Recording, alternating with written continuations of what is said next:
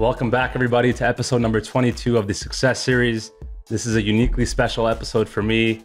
I'm here with Monica Berg, who is my mother, but a whole lot more than that. She is an author, she's a change junkie, and she's the co-director of the Kabbalah Center. She's inspired me throughout my entire life, and I'm sure you're going to get bits of wisdom throughout this podcast. Hopefully, we'll try to squeeze the 25 years of my life in 30 minutes or less.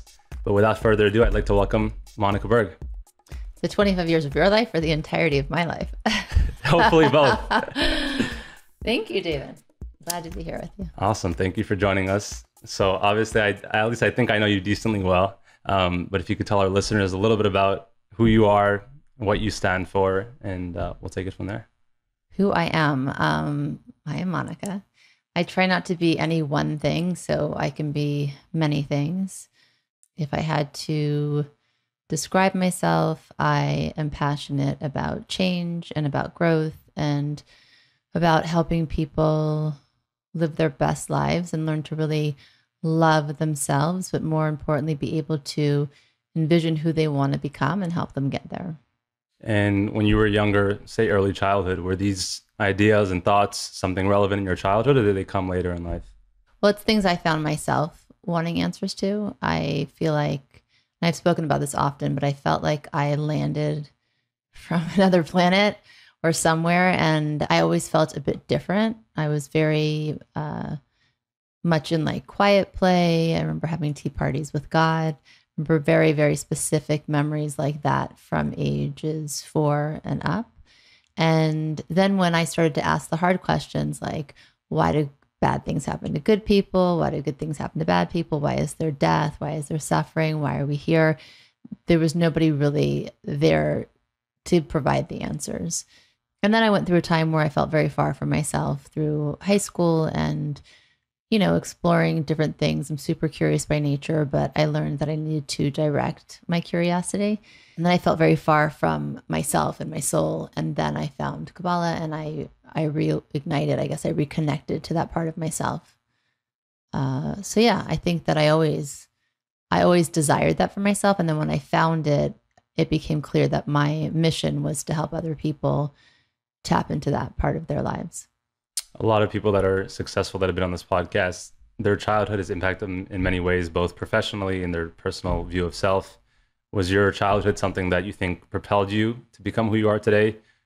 Was it challenging and something that you had to break through? Kind of how do you view the way you were raised / your family dynamic growing up?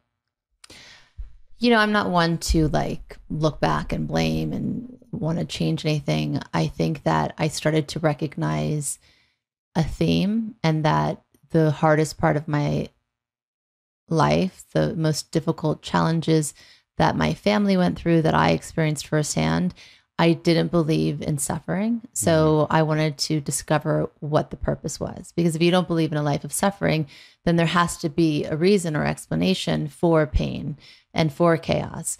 And so that became something that I really started to get curious about. There was a lot of fear that I had. There were a lot of uncertainties that I had.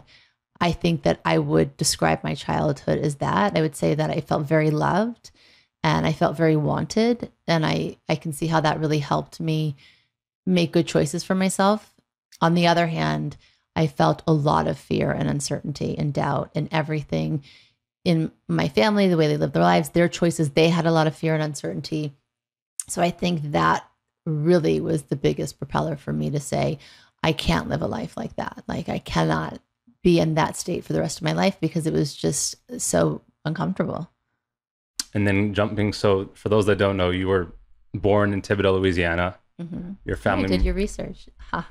It took me 25 years to learn that. I just learned that 3 hours ago. And then you moved to Los Angeles, Beverly Hills, California. Did you have a clear sight that Thibodaux wasn't a place you were going to spend the rest of your life at 8, 9, 10 years old? Or was there some part of that resonated with you or made sense at the time? No, I would have been happy to stay there my whole life.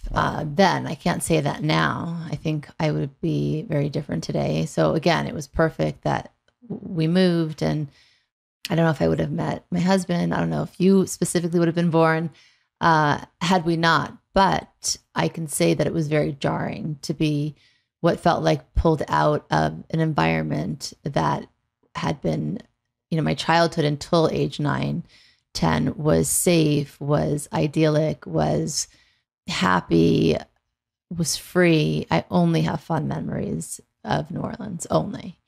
And also my experiences with my parents, they were happy. They were successful. They were living their best life. So then when we moved, it was a completely different version of reality. I don't remember anything for 3 or 4 years, except 2 bad memories when we moved.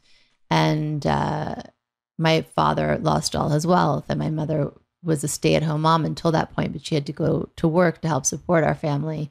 We went to a public school from a private school. There was a lot of Persians were immigrating to Beverly Hills at the time. So now I was put into a stereotype where I hadn't been before. I mean, everything was black and white, night and day. So I think it was the first time I felt sadness. It was the first time that I longed for something else, the first time I really felt lack.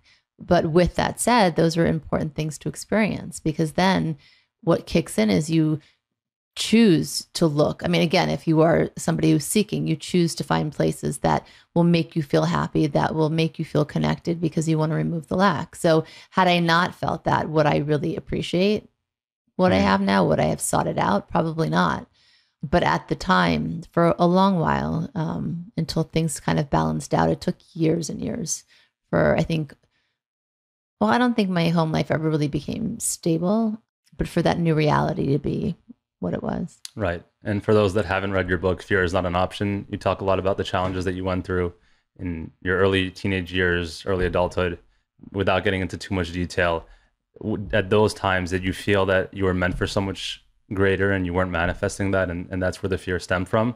Or was the thought of being a public speaker and somebody that's inspiring millions of people and writing books something that was very clear to you at that time? No, I never thought. I had a hard time finding my voice at first. So when I was 17 until, 17, 18 until I was about 22, 23, I had anorexia, had no voice at all and no self-esteem, very little self-worth or self-love. On the other hand, I didn't believe in suffering. And I also felt that I was meant for something more. I was meant for, to experience goodness and love. And I had a longing for something more, but it wasn't clear. So again, that lack kind of propelled me. Well, if, I'm starving myself to death and I'm so low on the level of self-care and self-love that I should be at, then everything, like the sky's the limit from there, right? Because I was at the bottom. So from that point, I really actively tried to find my voice, express myself, believe in myself. So it was really the making and the becoming of me.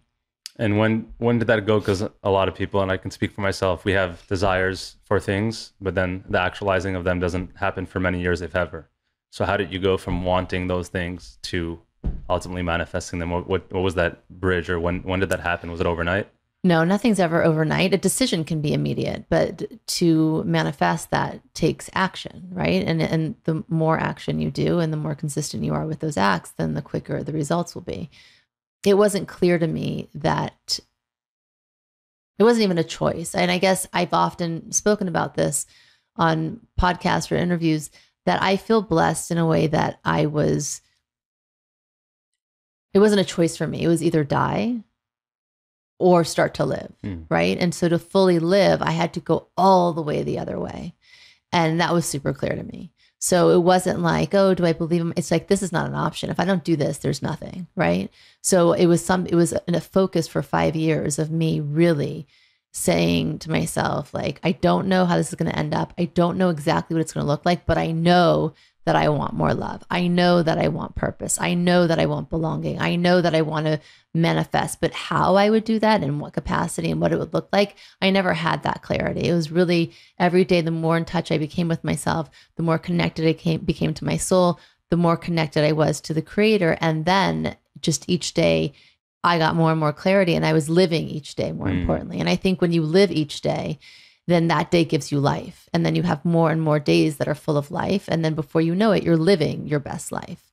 And I think that that's the magic. I think it's a mistake to say, I want this at this year. And I mean, I remember at a certain point after I was healthy, after I already had 2 kids, I was like, I should have already written my first book by now. And then I caught that thought, how limited that is. Because if I had written the book at the age I thought I should have, it wouldn't have been as good as the age in which I did write it, right?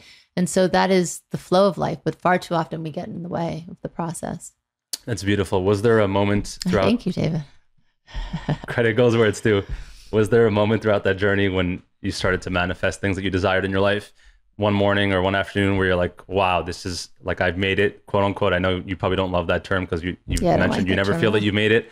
I never want to feel like I've made it. Right. But was there ever a sense of like, wow, this is the person that I once dreamed of becoming and now I'm very close to that, or I'm closer to that?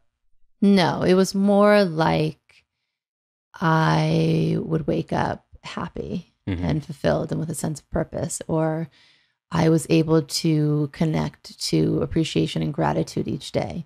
It was more that I was in the state of consciousness that I always wanted to be in. And I think that that's really a key point, because most people have goals or their metrics are very tangible. For me, it was something like, it was peace of mind. It was a state of joy that was unwavering.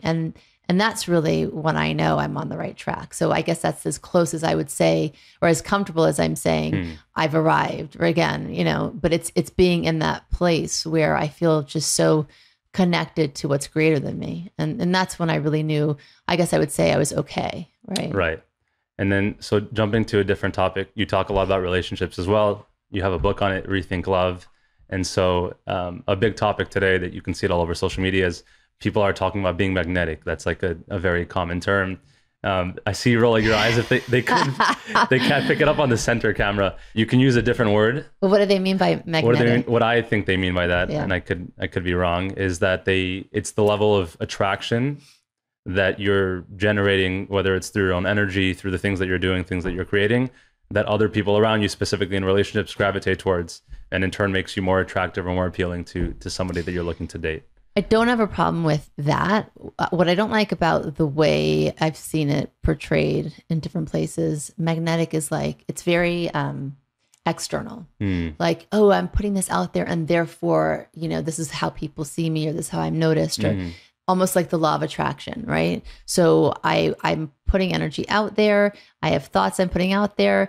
And therefore, they're now I'm attracting that same thing to me. But not everything you want should you have, right? So what's really important, because I do believe, obviously, if you focus on your internal, and I always say this, number one advice in relationship, if you have a long list of what you want your soulmate to be like, you have a long, long list. First of all, look at the list and see how much of it is rooted in something that's physical or something that is intangible, right? So we have the 5% and the 1% reality. Am I just seeing them in the 1%, meaning my 5 senses, sight, sound, taste, touch? Okay, great, but that's not going to last forever. People gain weight, people lose money, they make money. That is not a reliable formula. If you tap into something that is in the 99% reality, then you have things that you can't see, like empathy, compassion, unconditional love. It's things that are lasting. And I often say to people, if you want to know if this is the person you should be with, look at the person you're with and imagine the worst day of your life and think how that person will show up for you. A really good gauge, cool, right? So back to the magnetic thing, I believe in that. So back to the list, if you have that list, after you've looked to see where it's coming from, then say, how much of this am I, right? You want to attract that person, you better be that person first. 1,000%, I'm all for that. And that's the advice that I give. But again, the caveat is you have to make sure that where is your intention, in which reality, in which realm, and what are you trying to attract? And are those the things that will be long lasting? And I guess on social media, you brought it up, but it's just very like quick, this, that, so many choices, so many options. Right. I'm bringing, I can attract a lot of energy, right? But where is it coming from? And is ultimately that going to be the best thing for me? Right. On that same topic, oftentimes people are in relationships, they break it off and then they end up going back to that same person. Sometimes they end up marrying them and it works out. Other times they were never meant to be with them. How can you tell so many things about a person when you're dating them that maybe will only manifest in 10, 20, 30 years down the line, and make a decision based on that, right? You only see what's in front of you today. how are you supposed to kick the can down the road and say, okay, in 40 years, I'll still be happy with this person. In 30 years, I'll still be happy with them. You'll never know if you're going to be happy in 30, 40 years. It all depends on your commitment to change individually as a person. And because change is inevitable, we're either growing forward or growing backwards. You get to choose which direction that is. And then you want to make sure that you have a partner who is also understanding that idea, and that then you commit to changing together, that you hold each other accountable for that growth and you support one another. So I would say that that is a big indication of if you're going to be happy in 30, 40 years. In my book, I write about the golem effect and the Michelangelo phenomenon. So the golem effect is when you're with a partner and you want to create them and who you want them to be, right? Because a lot of people go into relationships like that. I like so much about them. These other things I don't like, they'll change later, meaning I'm going to make sure they change. And if that person doesn't want to change in those ways that you want them to, you're going to have a big problem. Right. Michelangelo phenomenon is that you like a slab of clay, right? Before Michelangelo would sculpt something, create something, there is potential in that, right? And the chipping away of meeting that potential has to match what that person wants to become. Right. So you can help shift and shape that, but it has to be connected with what they desire as well. So when you're dating, again, often we look only at what's right in front of us. But if you're honest with yourself, okay? Because often people go on dates like, I don't know if they liked me. I don't know if I made a good impression. And I'm like, this is not an interview. Pause for a second. Do you like them? What do you think about them? Do you think that this person has integrity and will be able to hold you and support you for the long run? Those are the kinds of, that's the consciousness you should have. And those are the questions you should ask yourself. Often that's not the case. So if you have that and you're really aware of that, you're not going by like, oh, my normal type is tall, dark, and handsome. And this person is, short and skinny and bald, right. But he's funny and we have fun together and we have the same things in common. We're both curious and we have the same morals and belief system and spirituality. Well, I'd say you've got a lot of information there, but which one are you going to lead with? So that was my follow-up question. I've been in relationships before where I'm like, all these things are fantastic. The physical attraction isn't there, but everything else is. Is everything else there? When I end those relationships, the only thing in my mind is like, I'm ending this relationship because I'm not physically attracted to them. So it's the overarching thought. But then why do you date them in the first place? Curiosity, other things fit the box. But then ultimately I'm like, okay, the attraction should build at some point. And if it doesn't, I can't marry this person. I can't be with this person. So how important is, if everything else makes sense to you and you're just like, I'm just not physically attracted to them, but everything else is exactly what I'm looking for. Should you push that feeling aside and just go into it, or what's? No, I mean, I think that you have to have physical attraction, but I think that when you really zing with somebody, when there's really the spark and you connect on all those other real levels, it's almost beyond physicality, right? There's pheromones, they have to smell good too. There has to be other chemical things happening, right? But it's not, you don't see them only through that lens. And I think something I would ask myself if I were you, is it that you're not attracted to them if all the other boxes fit? Or is it that you have an ideal version of a woman that should be with you and these women don't match that? And right? You're comparing it to that. Yeah, we could trick ourselves a lot of the time. I mean, I know many couples who they could be happy, but in their mind, it's not the life they thought they would have, and therefore they can't fully be in, even though they're married and they have children. I don't know why they went all that way, right? But that comes up a lot. But then, okay, so then let's look at it that way. That ideal image of the woman or man that you're looking to be with, where did that come from, if not from your own internal thoughts or desires? No, it depends how influenced you are by external things, by social media, culturally, in your family, pressure you get from your friends, who your peers are dating. It really depends how much you are influenced by environment. I feel myself, most people in their early 20s, probably all the way till the end of life, are very influenced by what other people think about them in their work and the people that they date and how they live their life. What are some steps to start to care less? Well, I mean, I think most people are influenced for sure, unless you make a choice otherwise. So it has to be a choice. And it's a choice I made a long time ago. It's one of the most freeing, liberating things that you can do.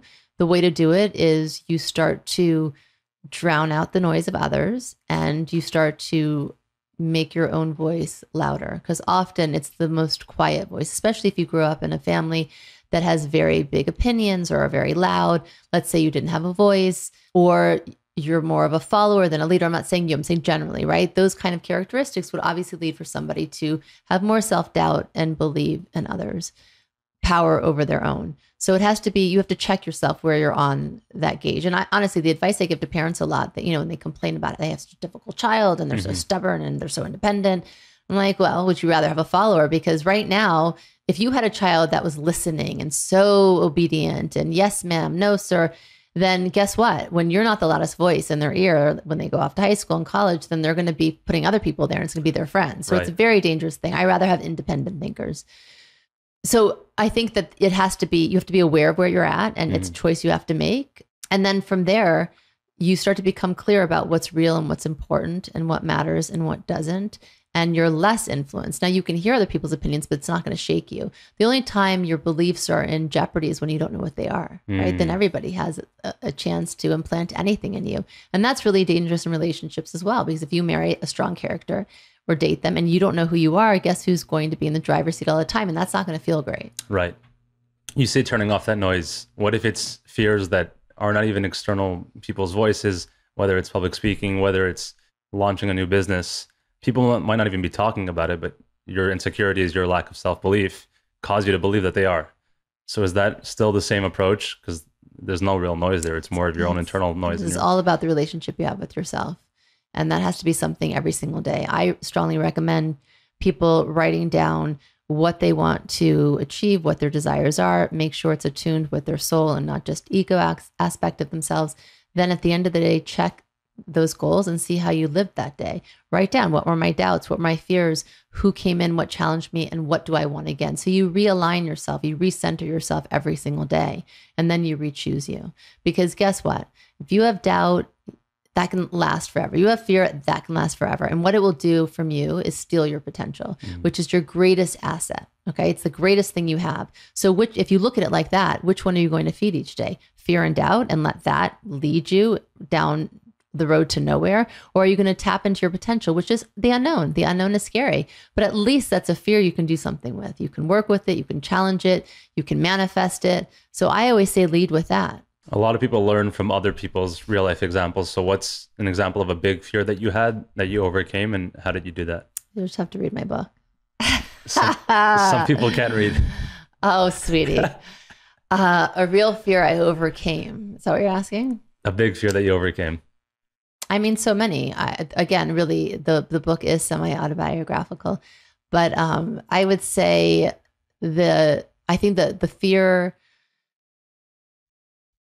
that paralyzed me for the longest time, and the first fear I actually ever had was, and that's the thing, usually your first fears are the scariest, and then you kind of apply that kind of reaction to other fears. So my reaction was like paralyzing. My uncle became schizophrenic, and we had just moved to Beverly Hills. And it seemed overnight to me in my childlike eyes.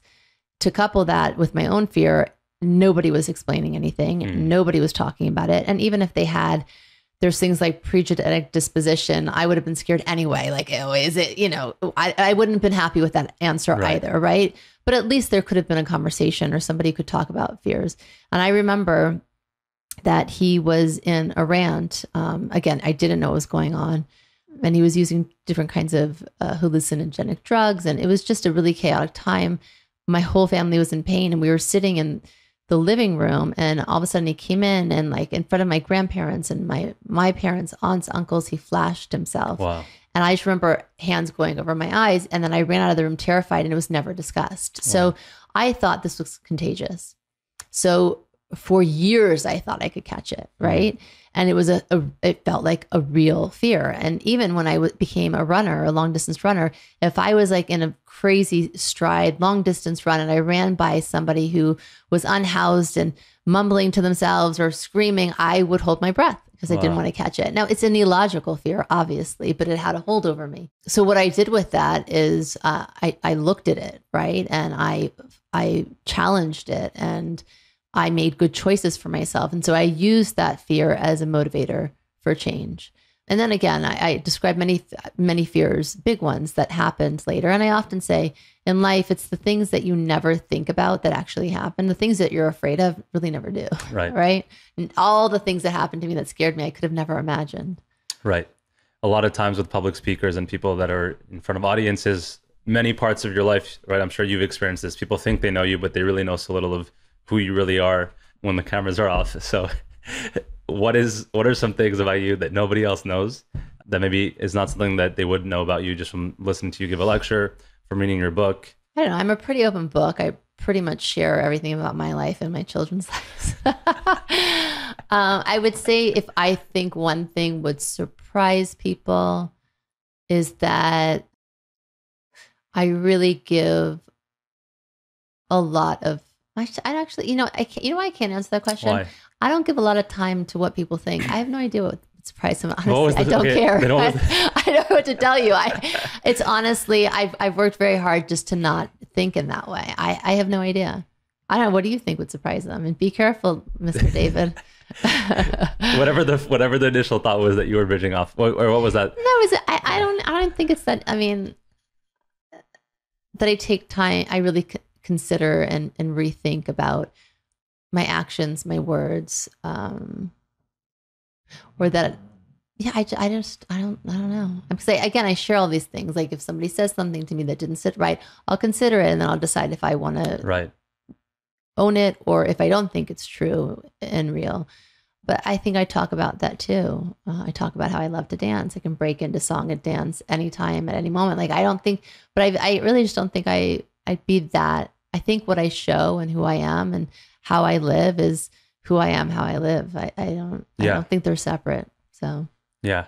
How do you balance the life, right, where you're working, 7 days a week, endless hours, and then also having children, specifically one with Down syndrome, and then another one with other special needs that's sitting across from you? You don't have special needs. How do those two work? You have special thoughts.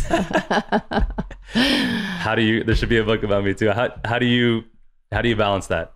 How do you live the life and do all the things that you wanted to do while raising children? Some mothers feel it's overwhelming just to have children and do nothing else. Others think that there's time for other things too. But what would be your advice to other mothers that are out there? I think that's a really good question. I guess maybe to answer the last question, what would be surprising? It surprised me, perhaps, is what I'm sharing, is that I didn't realize being a mother and raising children would be as profound an experience to me as it has been. It's one of the most important things I have done and will do in my life. If I didn't have such a, aside from my connection to the Creator, honestly, it is the most purposeful thing I think I've done. And I don't consider myself like, like in the intro, mother wouldn't be like on the list of how I would describe the things that I do. So maybe that's the surprising thing. But yeah, I get this question a lot. I had my first child, when I was 25, pregnant at 24. And so I wasn't that calculating or organized about the sequence of my life. And I think that's a beautiful thing. And I don't think that it has to be, I'm going to focus on this or that. I think you can do many things at one time, but not everything's going to sit in the passenger front seat, right? Sometimes something's going to be in the trunk or the back seat, sometimes the front seat. And it's a rotation. And I think that that's really a great way to go about life. I don't believe in holding back blessings to work on other blessings. You can't do it all, but you can certainly do 3 or 4 main things that are important to you and focus on that. And then you might find years down the road, one of those things that you thought were one of your main 3 is not so important. You might replace it with a different. So you can't do like endless things, but certainly you can do the most important things. And more importantly, I think you are meant to live that way. And then going a step before having children, do you think that one can build a person that they want to be, develop their business, and then simultaneously be in a serious relationship? Yeah, 1,000%. You can, but you have to be really clear about why you want it. And if you're able to give things the energy and the time they deserve. So for instance, starting a business, how important is that to you? finding a partner, will you be able to give them attention and energy? Do you want to be with somebody because you're lonely, or because you really want to be with a partner who's going to help you in the other parts of your life? It all really depends on intention and why you want the things that you want and how you're going to show up in those areas. Having children because you think it's the right time to have them versus really wanting them and desiring is two different things. So is it fair to say that every individual is unique? There's not sort of a one size fits all when it comes to balancing relationships at 20, 25 years old? Everybody's unique and everybody has their own process. And I don't think the age matters. I think you can balance it all if you have a strong sense of self and you have a good relationship with yourself and you know what's important to you. And again, why you desire the things that you desire. Is it because it's the right time, or because you thought it would happen at this point in your life, or because you don't believe in yourself enough and you want somebody who believes in you? Those are not reasons to do it. Those are cherished illusions. They will be shattered. You'll be left with broken pieces, right? So be very clear. What is your intention? Why do you want these things? And if you ask that question truly and purely, and you are able to be honest with yourself, because the biggest problem in life really is most people lie to themselves. But if you can do that, then you'll be clear. Not to split the genders here, but a lot of people ask, especially the woman audience, what do you see is the primary role of a woman in a relationship?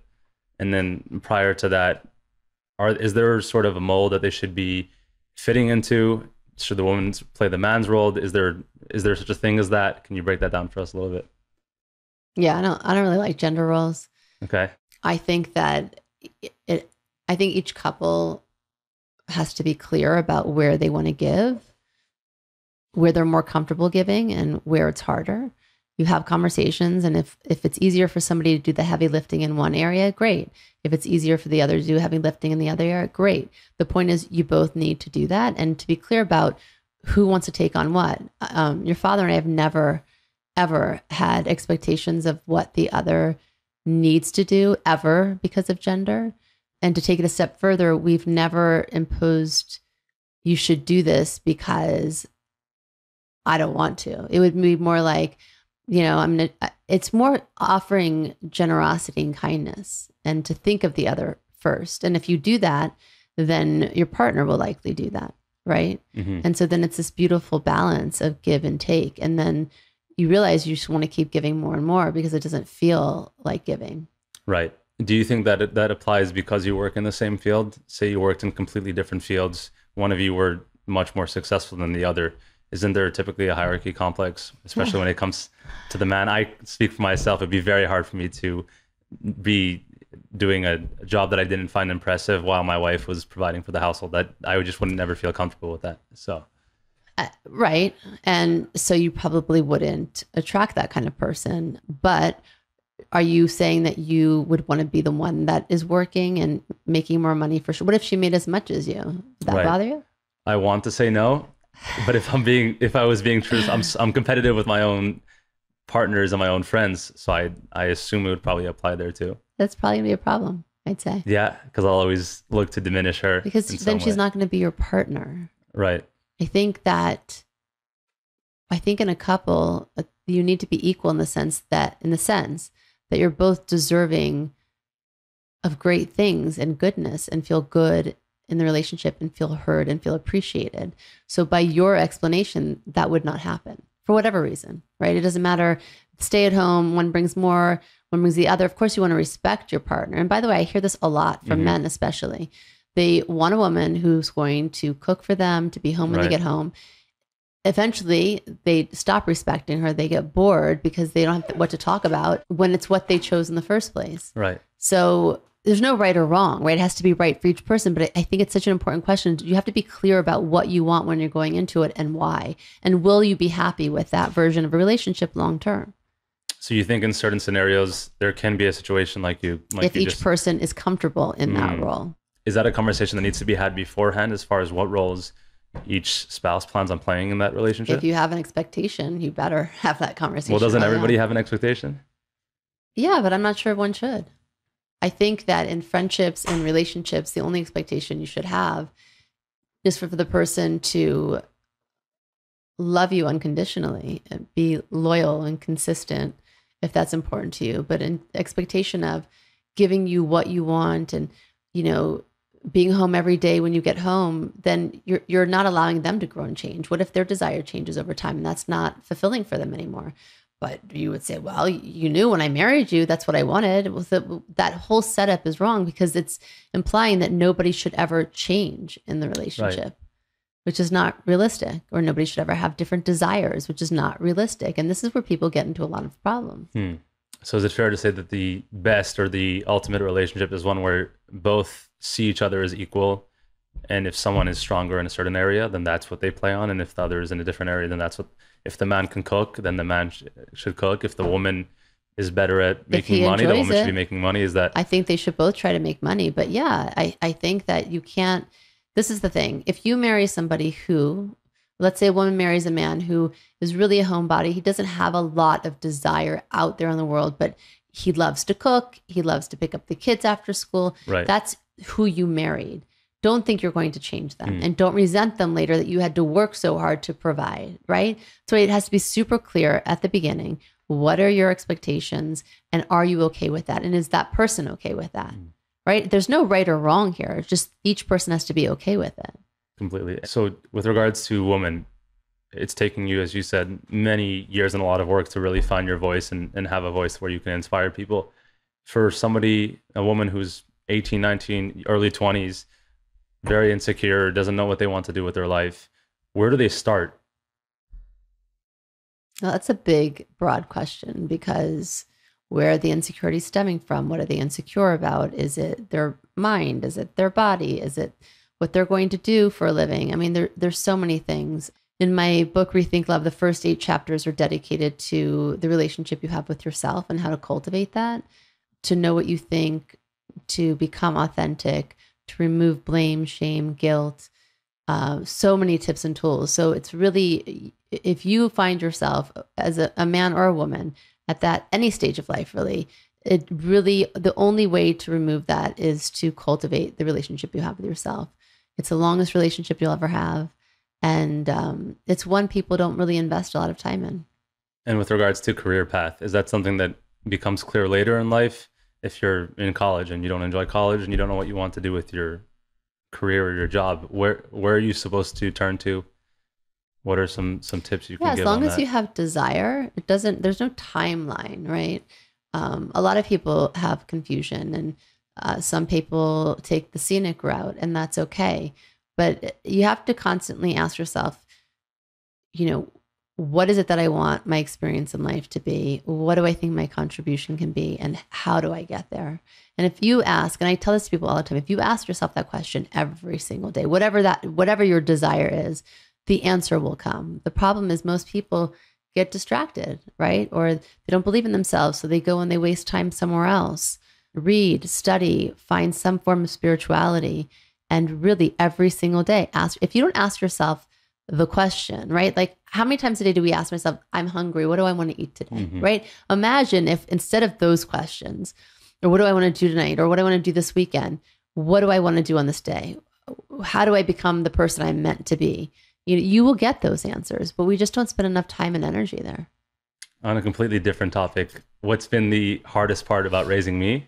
And then I knew it was going to end up about you at some point. All roads lead back to David. And then what's been the most rewarding part? You're so funny. The most challenging, you said? The most challenging part, yes. Yeah, I don't know. Maybe because I feel good about you right now, but just kidding. I think that there was a time in your life where, as all teens, young adults go through, that you're a little arrogant. And I think that because you were my first child and I didn't have brothers, I didn't understand the gentle male spirit. Men are very sensitive, and you didn't really express that. And so when I finally caught on to that, I was like, oh, that thing I said hurt his feelings, or what he really wants is this, but he doesn't know how to say it. I think that it took me like a few years to figure that out and see that. So that was a unique challenge with you outside of your siblings. And that period of time where you you had a phrase where you would just say, I can't do this anymore. I just can't do this anymore. When we moved to New York, because it was really hard for you. I didn't know what that meant. I was like, yeah, I can't do it either. It's hard for me too. So I would say that. I would say the most rewarding, it's always rewarding, and it will, I think, continue to be, because you are, I'm super proud of you, and you are spiritually hungry, and you are spiritually driven, but also just driven generally. And you're a good person, so I'm happy I get to be part of that. Me too. What you mentioned, good person.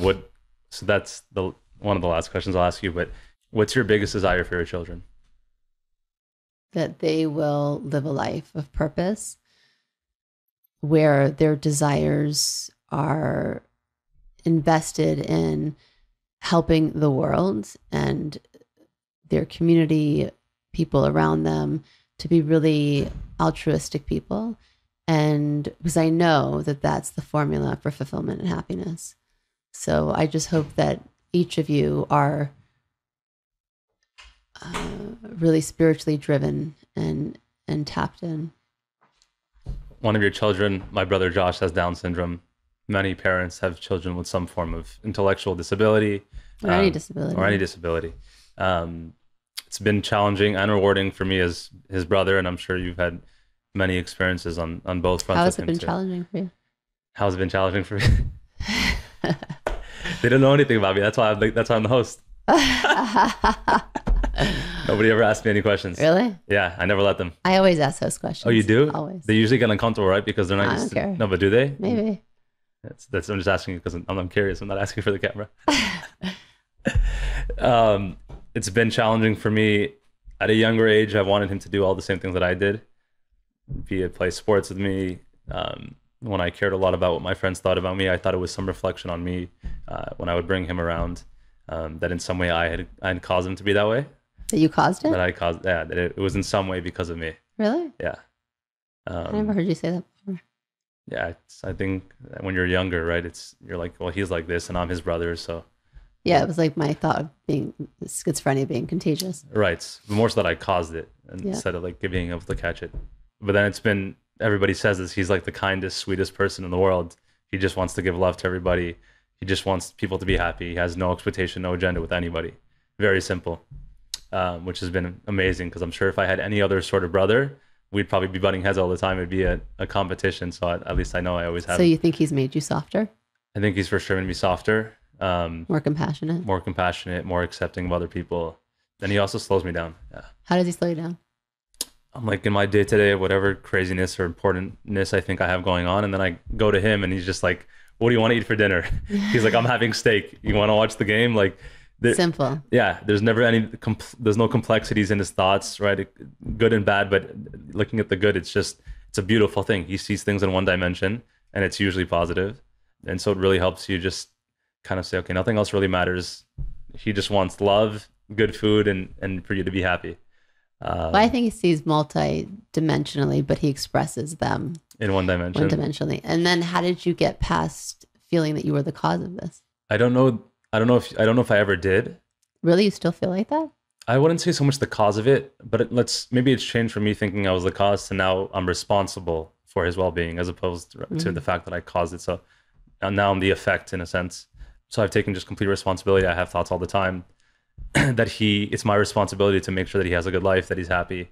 I'll provide for him. I know you guys are obviously and always will, but that's a responsibility in my mind. That you want to take. That I want to take, but then I also, at the same time, the selfish part of me says no, or not, like that's a big burden to take. What if my wife's not okay with it? What if I can't, right? What if there's just so much that comes with it.